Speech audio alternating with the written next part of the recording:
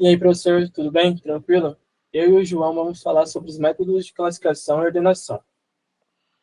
O que é um método de classificação e ordenação? Eles são algoritmos fundamentais da computação que reorganizam conjuntos de dados seguindo critérios específicos, transformando informações desordenadas em sequências estruturadas que otimizam operações de busca, análise e processamento. Benefícios: ele facilita a busca, encontra dados rapidamente, melhora a eficiência, operações mais rápidas, organiza as informações, dados mais legíveis e também é uma base para outros algoritmos. Busca binária, análise de dados. Agora eu vou deixar o John falar o próximo. Vamos lá, professor, tudo bem? Aqui é o João Vitor. Eu vou começar falando do primeiro método de ordenação que a gente escolheu, que é o Insertion Sort. Basicamente é uma ordenação por inserção. Tem um exemplo bem interessante, que seria basicamente organizar as cartas do baralho na mão. Basicamente você vai pegar a menor, puxar para a esquerda e empurrar as outras para a direita. Aqui eu tenho um exemplo com um código, vou explicar um pouquinho como que funciona. O loop for, ele pega um elemento chave, que seria a parte desordenada. O loop while empurra os elementos maiores para a parte ordenada, para a direita, abrindo espaço para o item menor que ele escolheu no começo entrar na esquerda. Aí eu posso trazer um ponto forte dele, que ele é bem rápido para listas pequenas ou quase ordenadas, e um fraco, que ele é lento para grandes e desordenadas. Então, resumindo, quando a gente tem uma lista muito grande ou que ela está muito desordenada, aí ele acaba não sendo uma boa opção.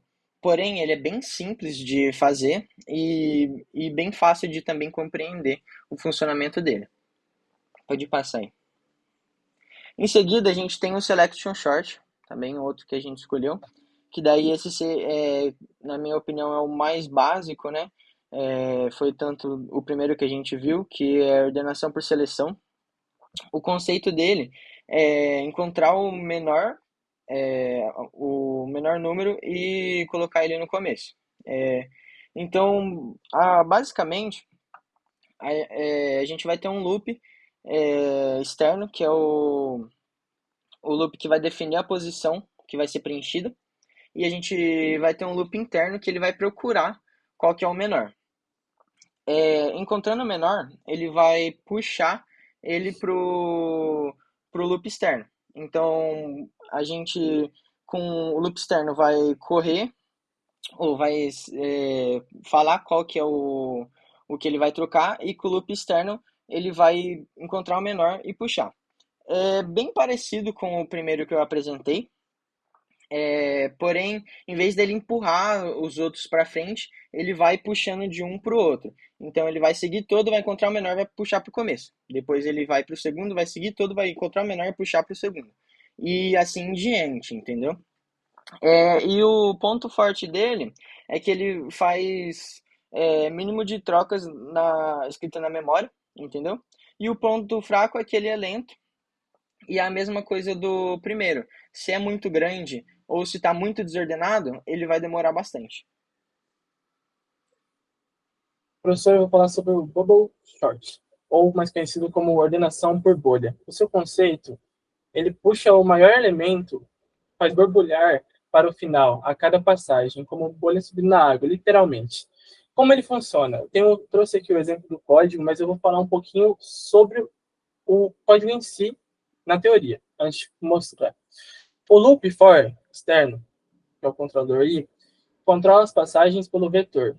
Já o loop interno, o J, percorre a lista comparando o vetor J com o vetor J mais 1. Se estiverem fora da ordem, eles trocam os elementos de posição. Ao final de cada passagem, o maior elemento borbulha para o final do vetor, como a gente pode mostrar aqui. O seu ponto forte, quando trocou, permite otimização. Se nenhuma troca foi feita em uma passagem, o vetor já está ordenado e o algoritmo para ali mesmo. Já o seu ponto fraco, infelizmente, ele é o mais lento dos três, realizando muitas comparações e trocas. mesmo com vetores pequenos. Ele não é muito utilizado. E é isso, professor. Nosso trabalho é esse. Muito obrigado. Tamo Tamo junto. junto.